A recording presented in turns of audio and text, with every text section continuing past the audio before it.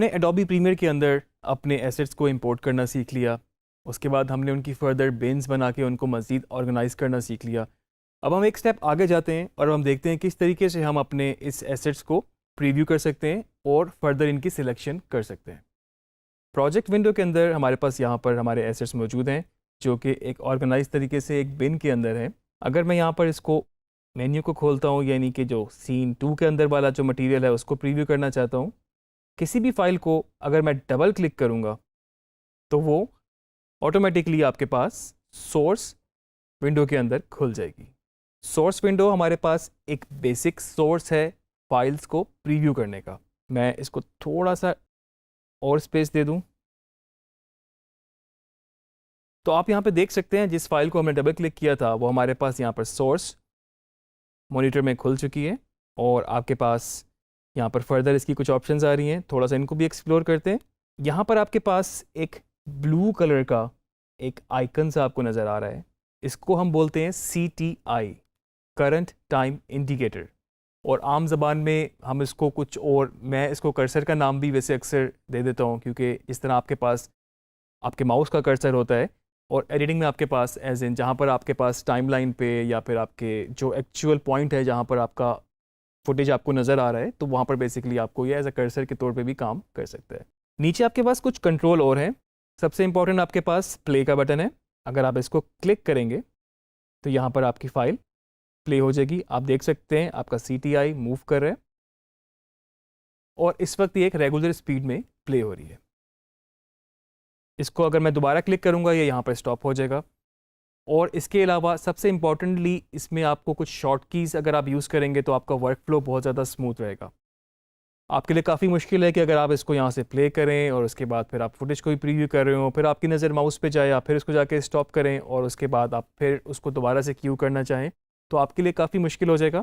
तो इसके लिए बहुत ज़रूरी है आपको शॉर्ट की पता हो। कुछ मैं शॉर्ट कीज़ आपको बता देता हूँ और आप इसको साथ साथ नोट भी कर लें तो आपके लिए बेहतर है। सबसे पहले आपके पास स्पेस बार से ही आपकी फ़ाइल प्ले होगी और स्पेस बार से ही दोबारा प्रेस करने से वो स्टॉप हो जाएगी या आप उसको कह लें पॉज हो जाएगी।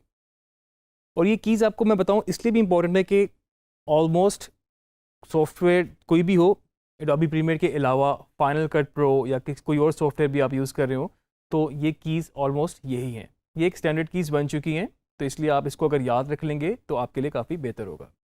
तो स्पेस बार से हमने प्ले किया, स्पेस बार से स्टॉप किया। इसके साथ साथ मैं आपको 3 कीज़ और बता दूं। आपके कीबोर्ड पे JKL 3 कीज़ एक साथ हैं। अगर मैं J को प्रेस करता हूं तो आपकी वही फाइल वो उस वक्त आपको रिवर्स में प्ले कर रहा है।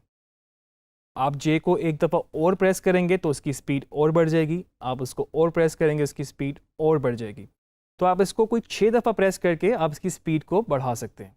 मल्टीपल टाइम आप इसको प्रेस करते जाएंगे तो स्पीड इसकी बढ़ती जाएगी। इसी तरह से जो K की है वो बेसिकली इसको स्टॉप कर देती है। J मैंने प्रेस किया, K प्रेस करूँगा तो उसने वही काम किया जो स्पेस बार कर रहा होता है, इसको पॉज कर रहा होता है या स्टॉप कर रहा होता है। इसके साथ मेरे पास L की है।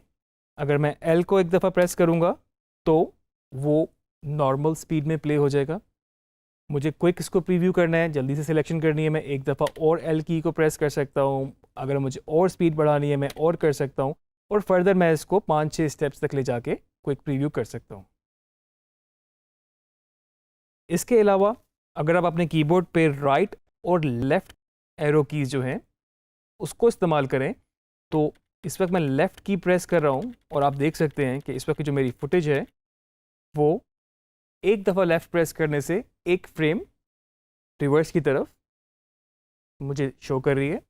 अगर मैं इसको 3-4-5 दफ़ा इस तरह करता जाऊँगा तो आप देख रहे हैं कि वो फुटेज इस वक्त मूव करती जा रही है। अगर इसके साथ मैं राइट की प्रेस करूँगा जब तो ये फॉरवर्ड की तरफ मुझे फ्रेम बाय फ्रेम प्रीव्यू दिखा रहा है, मतलब मैं एक एक फ्रेम को प्रीव्यू कर सकता हूँ। अगर मैं इसके साथ शिफ्ट का एडिशन कर दूँ, मिसाल के तौर पे शिफ्ट प्लस राइट एरो की, तो बाय डिफ़ॉल्ट ये 5 फ्रेम आगे फॉरवर्ड कर रहा है। लेफ़्ट करूँगा शिफ्ट के साथ तो वो 5 फ्रेम बैकवर्ड कर रहा है। तो ये सारी कीज़ जो है बेसिकली आपको हेल्प आउट करती हैं आपको प्रीव्यू करने के लिए और अपनी फुटेज को क्यू करने के लिए। मतलब जो हम फ्रेम बाय फ्रेम राइट और लेफ़्ट एरो की से जा रहे हैं वो हम अपने कीबोर्ड के अलावा इधर से भी जा सकते हैं। मिसाल के तौर पे एक एक फ्रेम हम यहाँ से मूव कर रहे हैं, लेकिन आप देख सकते हैं ये काफ़ी मतलब टाइम टेकिंग भी है और उसके अलावा आपको बार बार माउस को क्लिक करना, तो उसके लिए बहुत बेहतर है कि आप अपनी कीबोर्ड की शॉर्टकट्स यूज़ कर रहे हो। कीज़ के साथ आपने इनको क्यू कर दिया और मिसाल के तौर पे आपने कहा कि ये मेरा मेन पॉइंट था, आपने जैसे इसको रिवर्स किया और आपको एग्जैक्टली किसी पॉइंट पे क्यू करना है। अब आप चाहते हैं कि आपकी शॉट की सिलेक्शन इस पॉइंट से शुरू हो, तो आप क्या करते हैं यहाँ पर कि आप कीबोर्ड पे आई प्रेस करते हैं।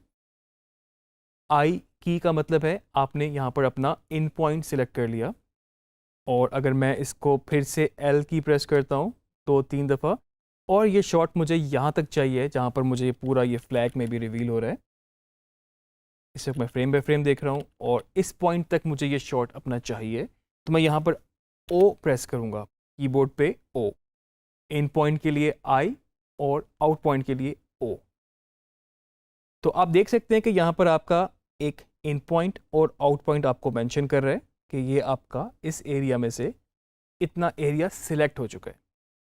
फर्दर अगर आप की से यूज़ नहीं करते तो इसी सेम चीज़ के लिए मेरे पास यहाँ पर मार्क इन और मार्क आउट, कि आप यहाँ पर भी क्लिक करके यूज़ कर सकते हैं। अगर आप देखें मैं यहाँ पर मार्क इन पे क्लिक करता हूँ तो वो जो इन पॉइंट पहले हमने लगाया था वो ख़त्म हो चुका है, और अब इन पॉइंट वहाँ पर लग गया जहाँ पर आपका करंट टाइम इंडिकेटर था।